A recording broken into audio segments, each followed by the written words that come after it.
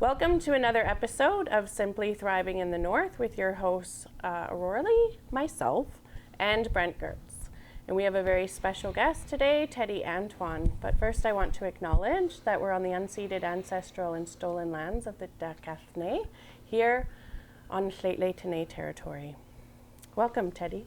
Thank you, Auroara. My name is Teddy Antoine. I'm from Goerz First Nation. I come from a deep background of cultural teaching from my elders and the community, and a lot of it from my grandmother, Amelia David, and a lot of our hardcore elders in Goerz.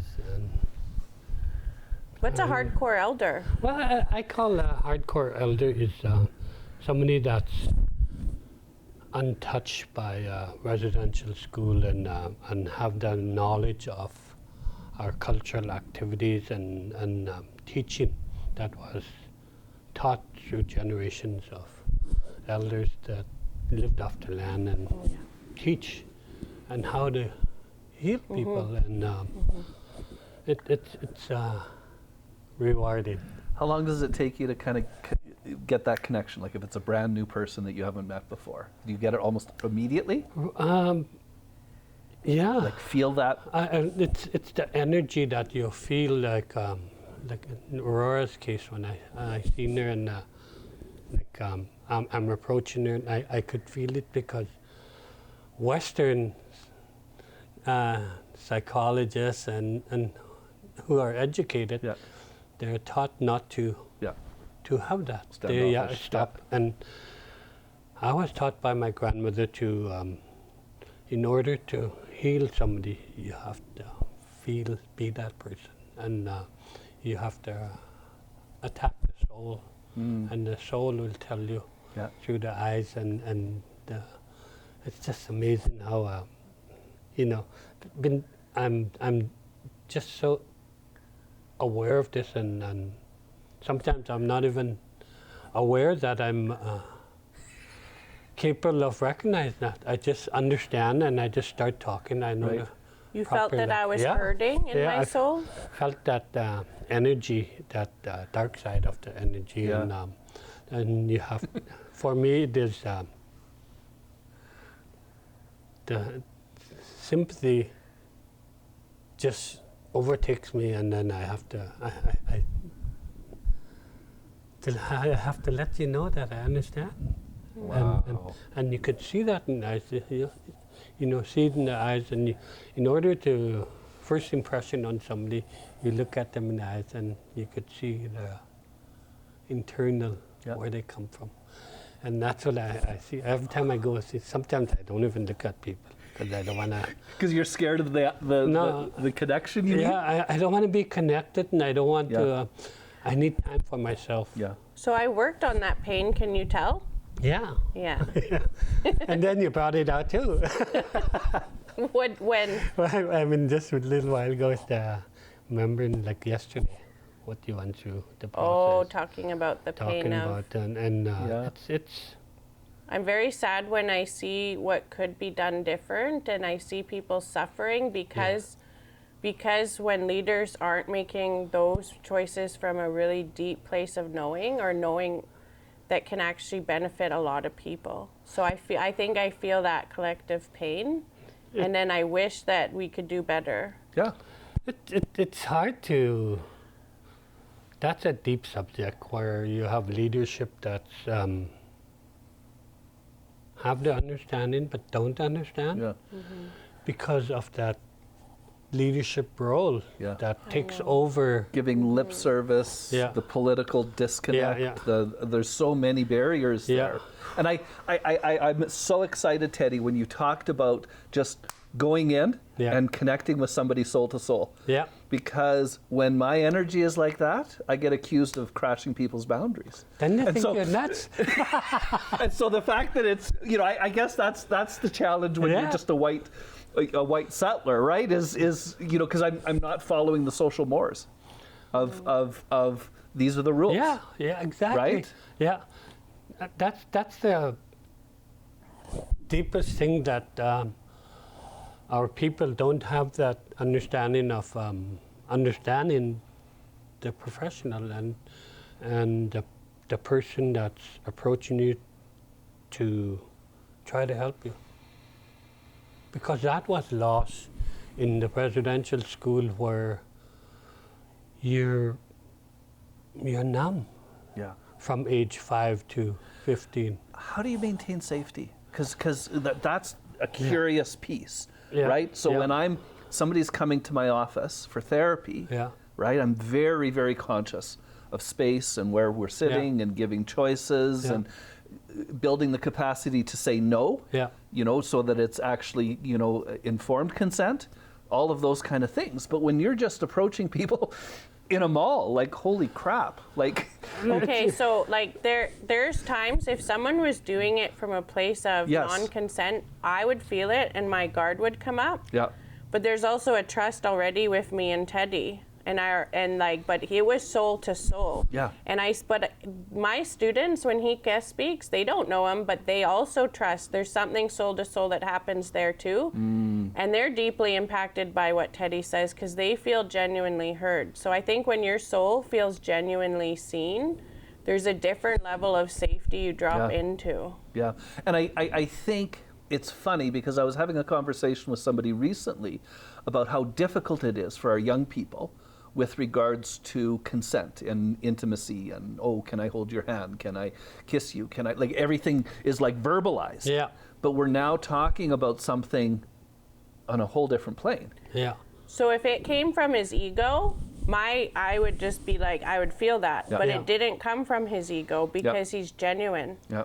And those authentic people are safe naturally, and we know this, like deep down, anyone who, even if you've gone through lots of trauma and haven't built boundaries, you can still feel who is the real one where it's coming from your heart and not your ego. Because as a male, like there's this whole sometimes fear base, like from counselors and everything else. Like, well, like I remember just so many conversations with some of my peers around, you know, almost videotape or audio taping, sorry, in the Stone Ages, audio taping any conversation where it was just, you know, they were with a kid in care, and it's just like, just for fear of a false allegation, right? Yeah. And it's just like, holy shit, like I don't want to be in this context. Like I want to be able to read the situation, and if this person is kind of putting a barrier, whether they're 3 years old or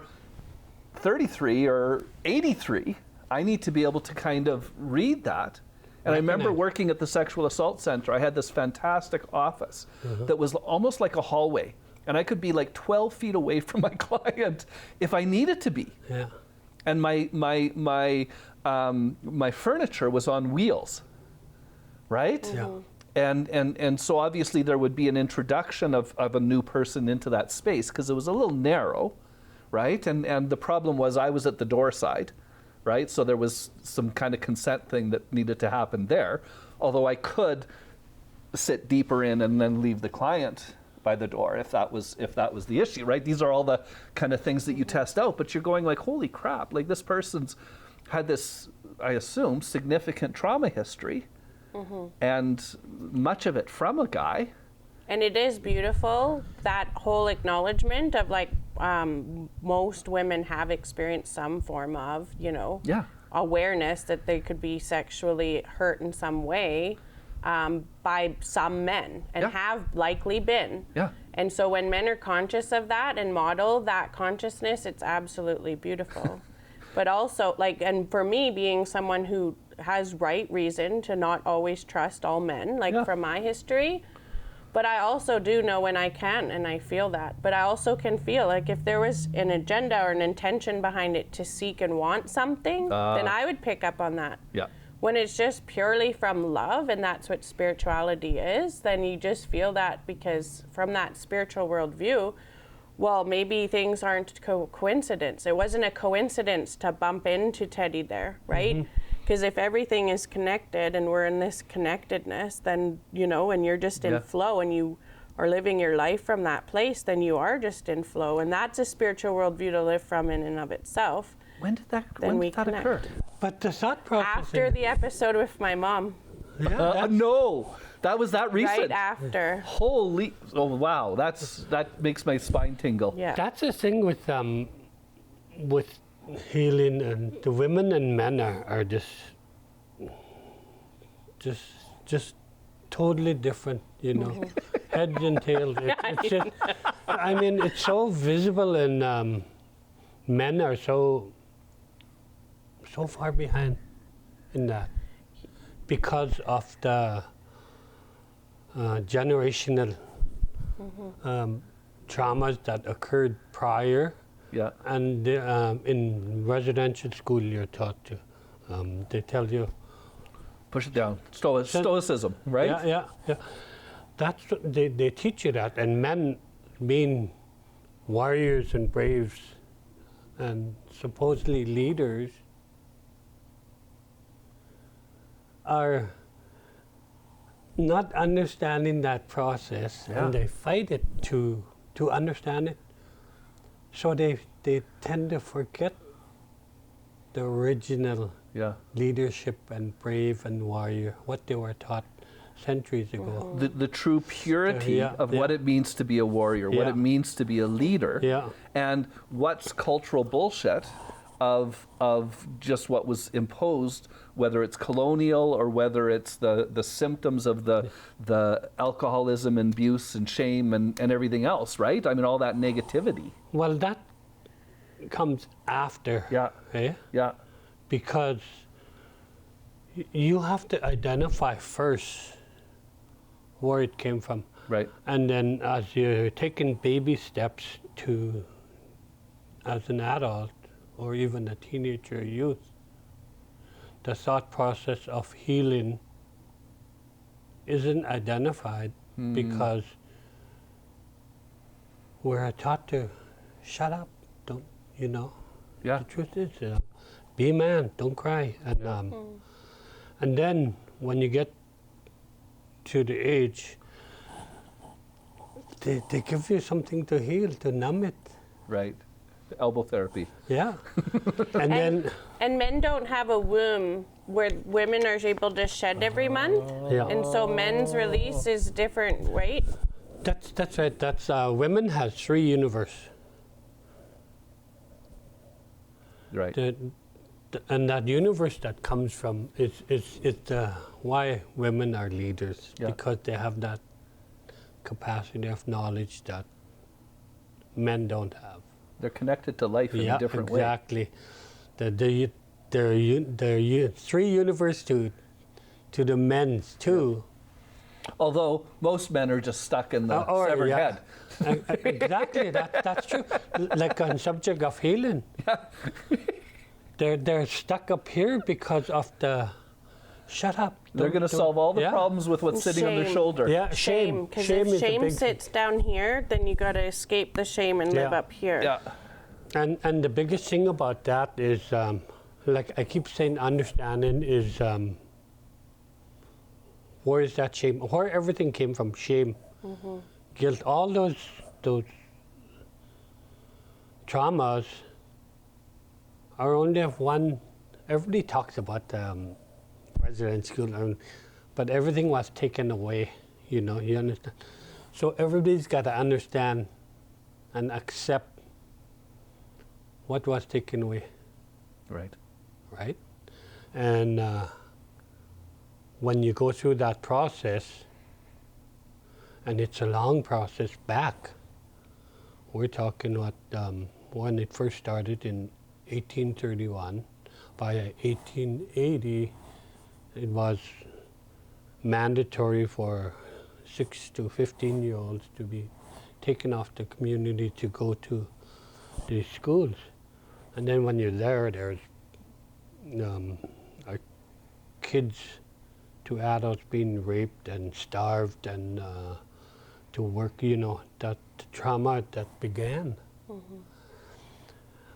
And then but you're saying it's the disconnect. Disconnect. That's what the word where the disconnection happened is, if you look at it, how many generations from now? That's three generations. Yeah. Because today, if you look at in 1831, that'd be my great-great-grandmother, grandfather. They have the ability to still have our cultural activities that was taught, and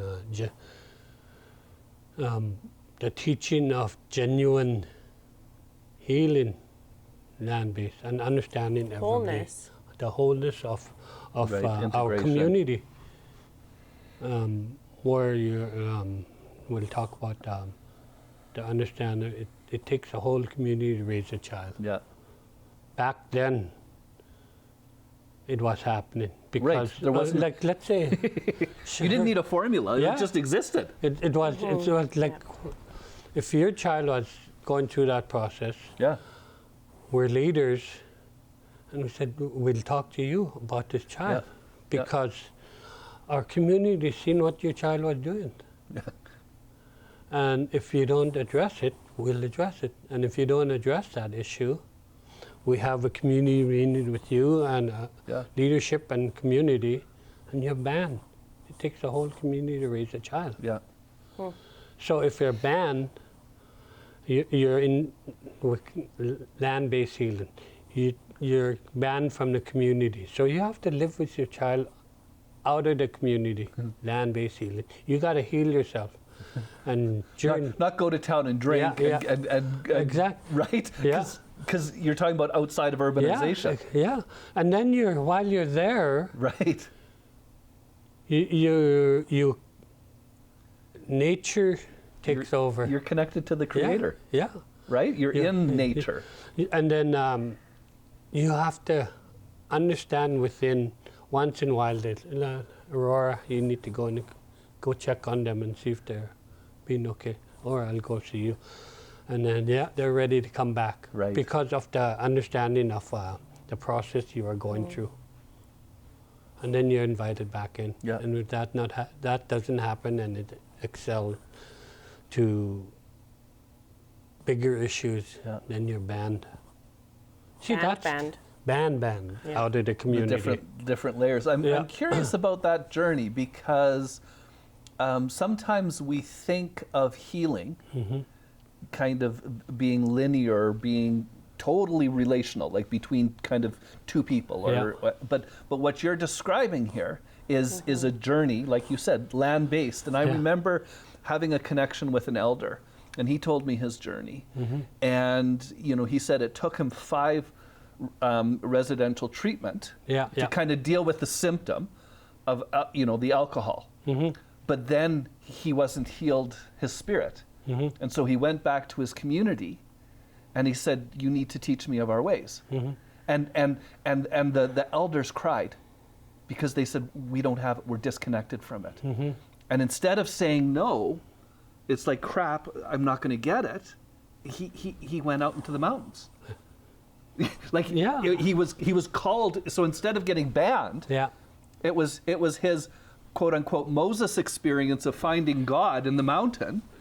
That's what I mean about everybody talks about land-based healing now. You gotta understand the land-based healing. You don't understand the land-based healing. I'm not a professional. I just understand what my elders telling me, and it's funny that people, even our own people, are trying the land-based healing, which.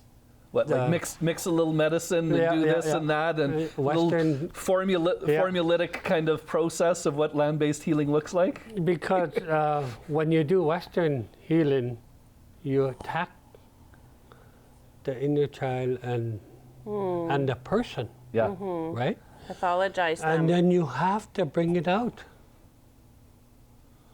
For land-based healing, from my understanding, I'm out in the land myself, and I connect with the Creator and the land, and I understand what I'm going through inside and out. Right. We're too focused on talk. Yeah. Like, can you just sit in a space and be modeled in nature and heal like a plant would. If you think about this, okay, you have this drink, and you have this drink, and let's see if we could settle it. Okay, you know? The pain. I'm getting hurt because, or we'll say numb, because I have to understand where I came from. And then I have to try to identify it and bring it out to help others. Yeah. And you know, you have, I'm not Superman or superhuman, but it's hard. And then, and I remember you saying, what's your safety? Like I said, I don't. It's a non-issue. Yeah, how can you protect yourself when you genuinely care about not just yourself, but everybody around you? Yeah. Well, and talk about thinking that you're called to heal, but being so fear-based. How do you heal if fear is the driving force of, holy crap, what if they say something? But there's no fear. There's no. No, that's what I'm saying. I know. That's why it was so foreign for me to hear this from a coworker. Yeah. To kind of say, well, you're the paranoid one. Like if like, you know, you're in such a position of power.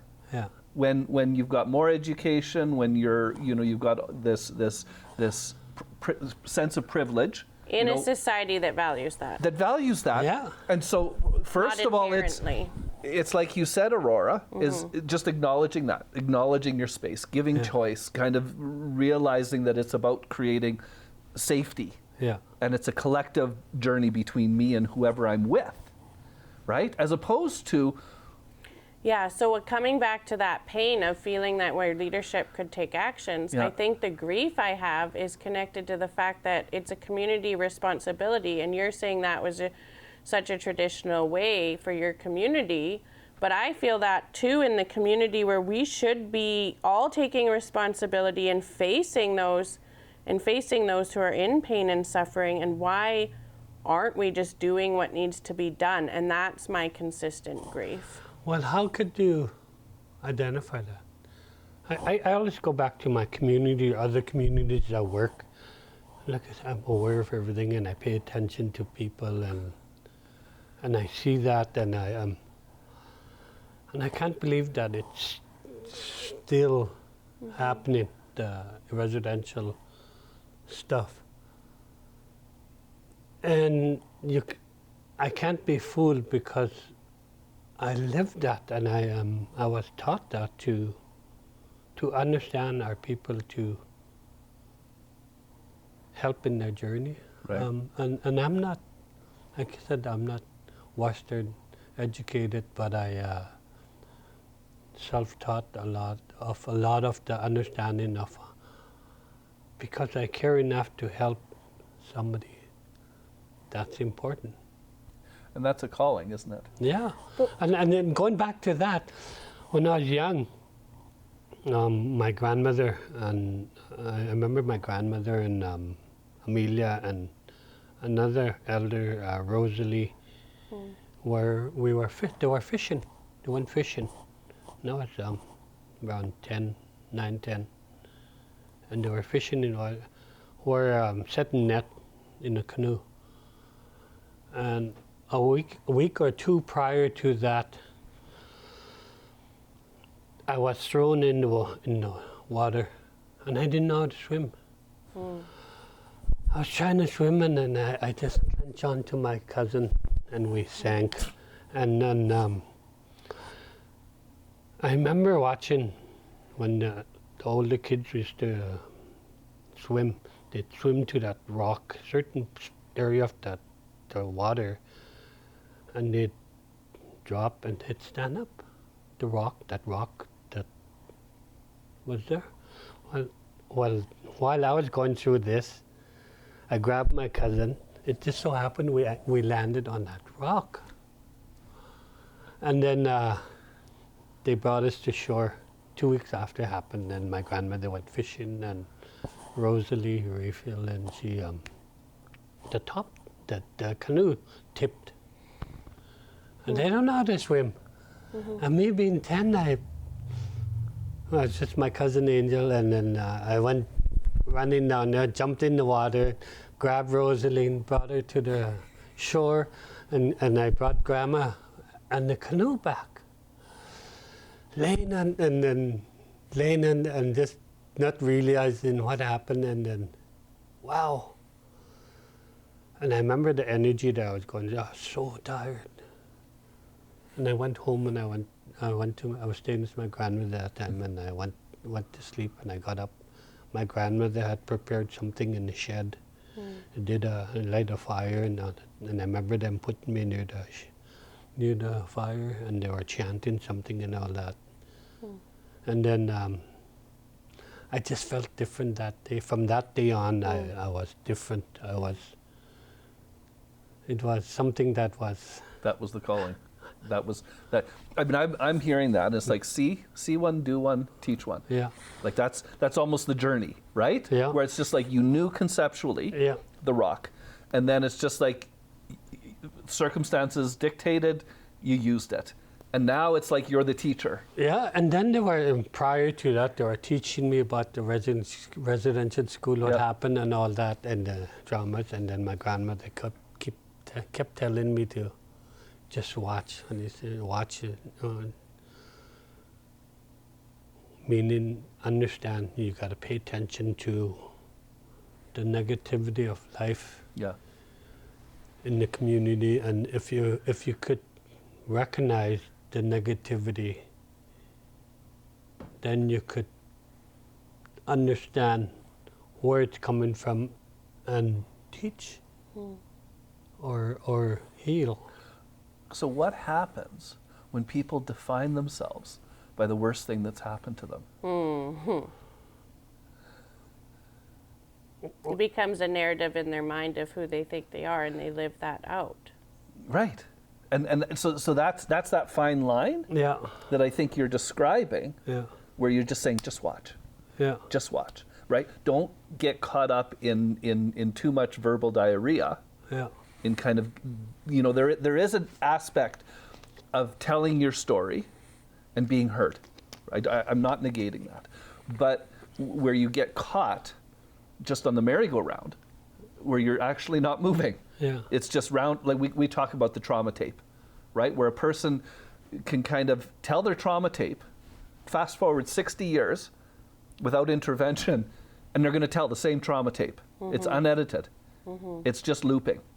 And they've lost 60 years of their lives because the narrative has just defined them. As opposed to, like, be curious about, it could be the theme of residential school, right?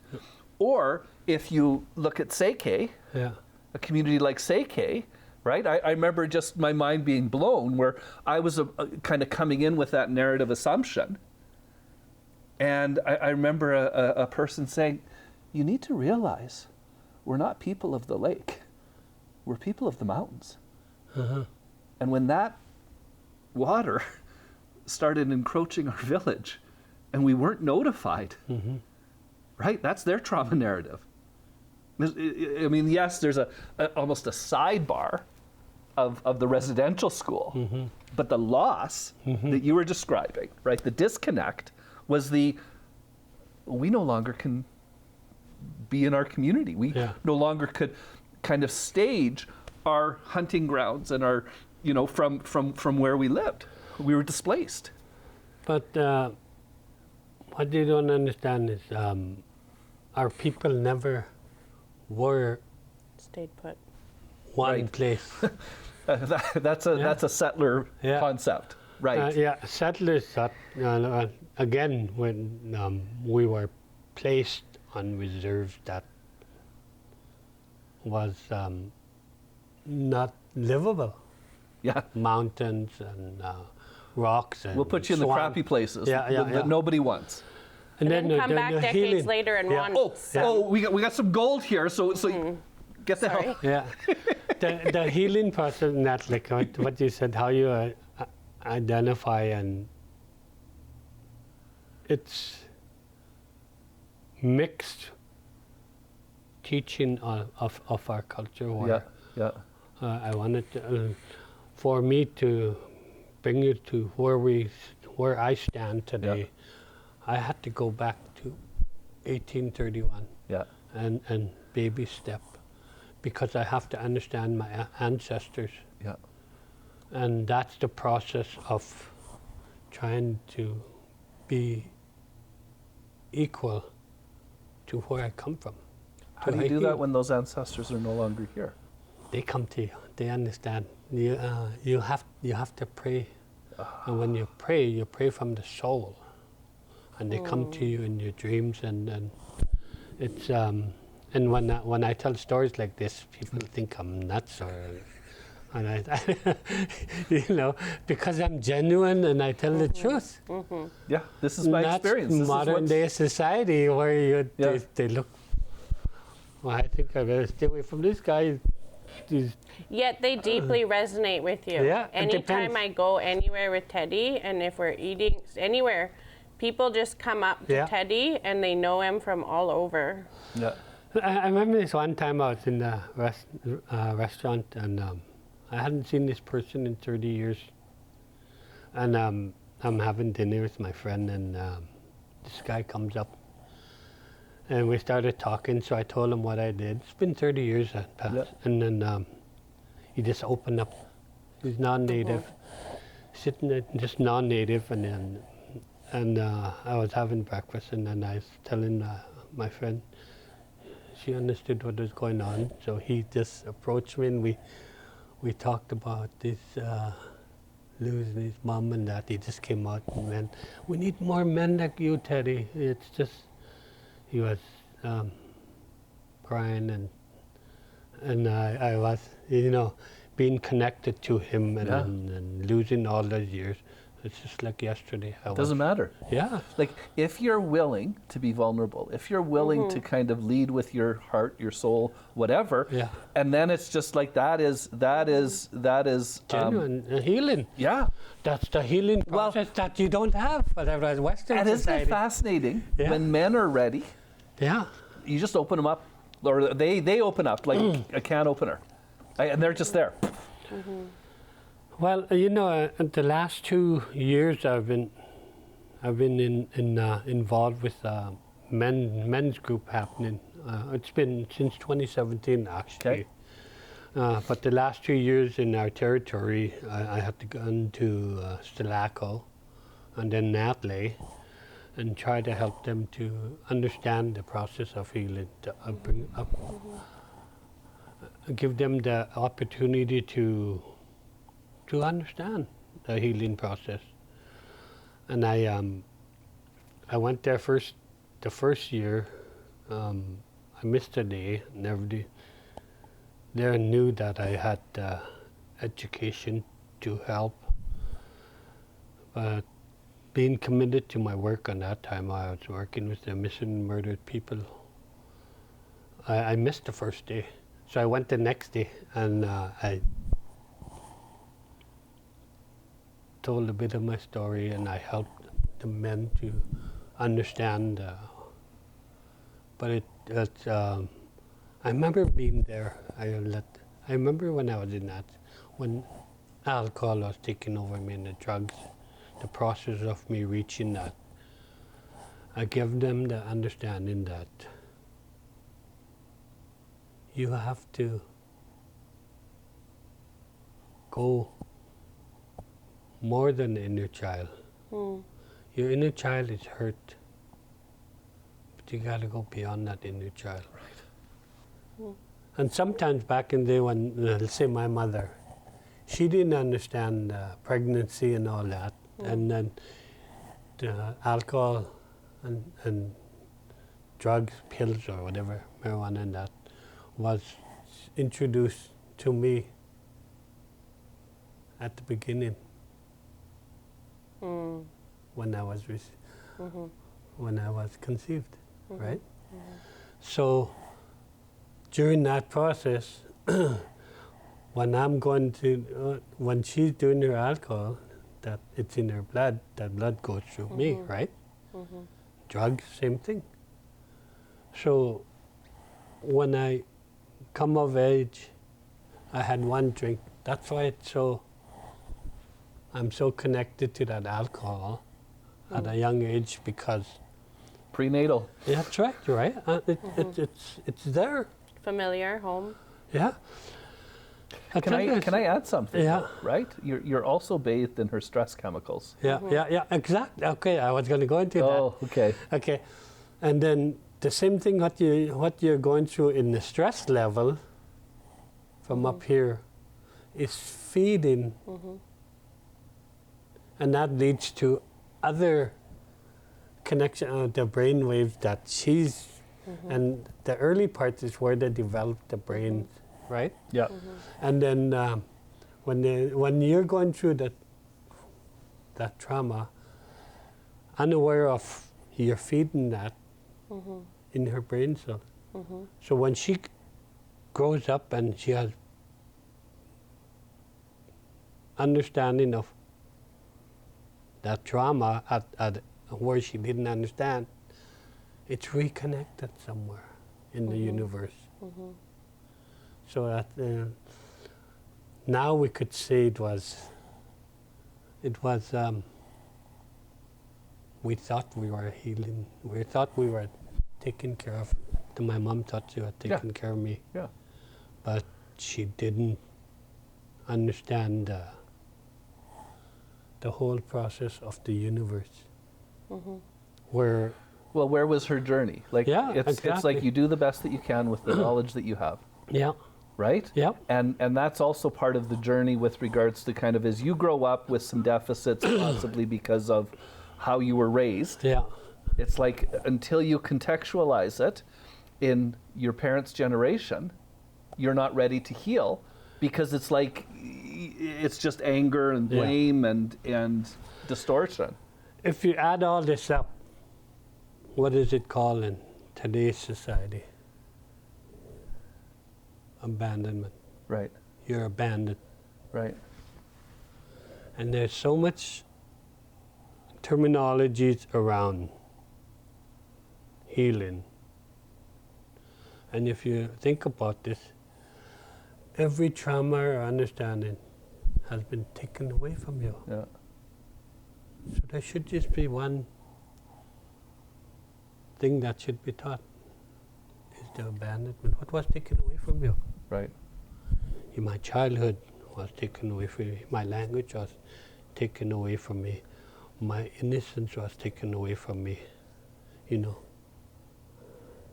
My education was taken away from me. Yeah.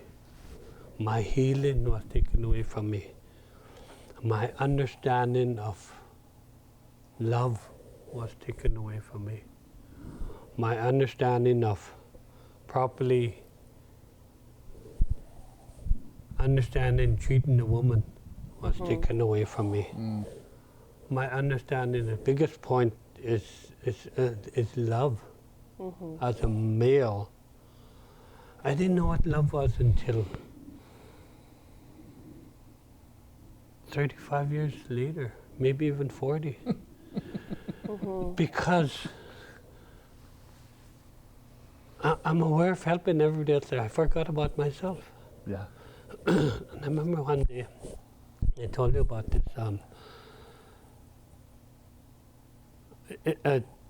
It approached me, and then I was going to work. At that time, I was driving a logging truck, and I was with just one person. We had an argument, and then the night prior, we argued. Then she said, "You don't know what effing love is." Me not being me, and I know what love is. And then before I went to work, she said the same thing. I said, "I'm going. I love you." "You don't know what love was."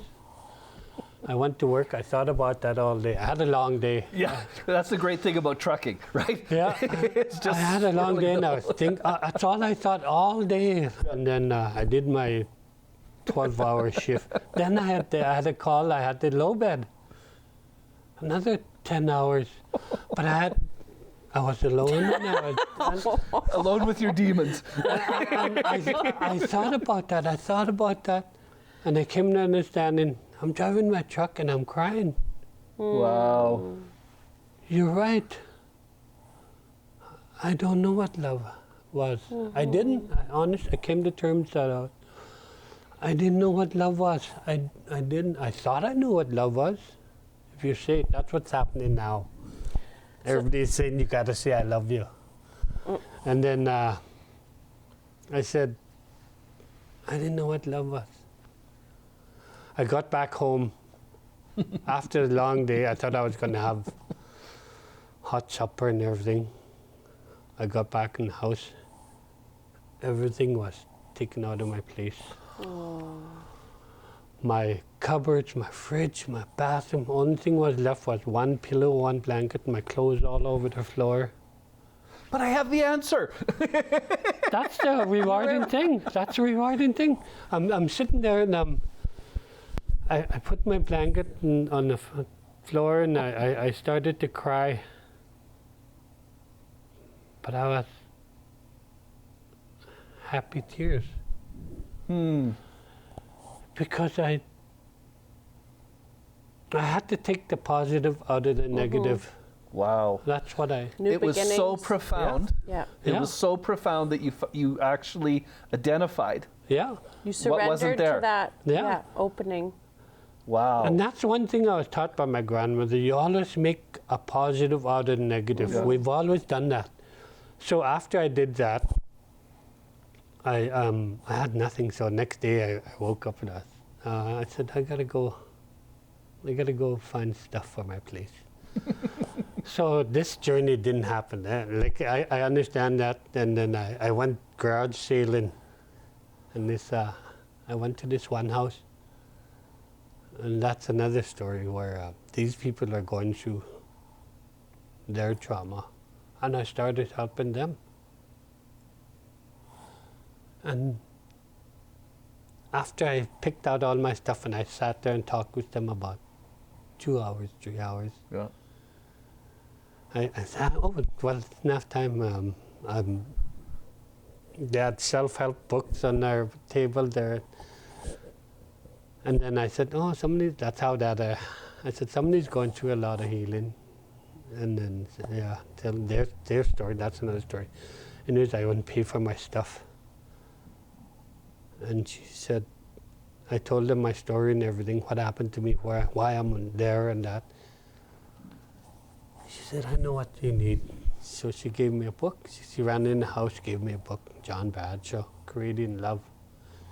Read this will help. So I started trying to identify love, what love was. Right. I had to love within to create this person where I have to love me to help Did you others. find that you had just a voracious appetite once you started that journey, once you opened that door? That's one thing about me. I have the knowledge and understanding that when I approach something, I have to be the best at it. I was taught that you have to be the best at everything you do. So I had to identify and find love within. Yeah. And I could honestly say now that I know what love is. Right. The process was long and hard, but I can honestly say I love somebody and truly mean it. Yourself. Because I look in the mirror every day and I love you because you are who you are. Self-grounding is one thing that that's one thing that I understand the process of people going through their journeys, so I avoid them in a kind way to heal me. Like right now I'm going through a lot. I lost a sister, I lost my baby sister lost her spouse. Over a year anniversary of losing my stepdaughter, who was a daughter to me, and so it was kind of hard to re-heal. So I took some time off to heal me before I can continue to help others. So I had to work on myself. Yeah, and you knew that. You felt that. I identified that I'm still hurting, And I can't, I'm not good to anybody if I can't help them. So I love that in the sense of kind of as we're nearing the end of our kind of conversation, you know, there's lots of takeaways here with regards to kind of where our viewers might be at. You know, they might be at that broken place or that clueless place where they don't know what love is. They think it's going to be an external kind of parasitical kind of experience with other people. And it's just like, whoa. Or things or substances or porn or shopping or whatever they're trying to find outside to stimulate what they know is lacking. Yeah. I'm here in this space today, shared with two amazing, you know, other individuals, where we're offering a gift to our audience. And we're just curious about, are you ready to accept that gift? Or is it like the onion that we talked about, is, you know, you might take a layer off today. And then in 3 months, you listen to this episode again. And it's just like, ooh, I missed that the first time. Then it's understand, if you could bring somebody to where you were, tears or understanding. I cried a couple times this episode. Then you've reached that person, eh? You've reached that person where they understand. I know every time we talk, I cry. Yeah, because and I love that because I feel that and I understand that yes, what I was taught by my grandmother. If you don't get an emotion out of talking to somebody, or you don't get emotion, you haven't learned nothing. I think that's a whole nother show with regards to men and being disconnected from emotion. So much, Or they experience rage and nothing. And nothing else. That's right. Thanks so much for your time, and I'm looking forward to the next time you're on, which I'm sure will be very soon.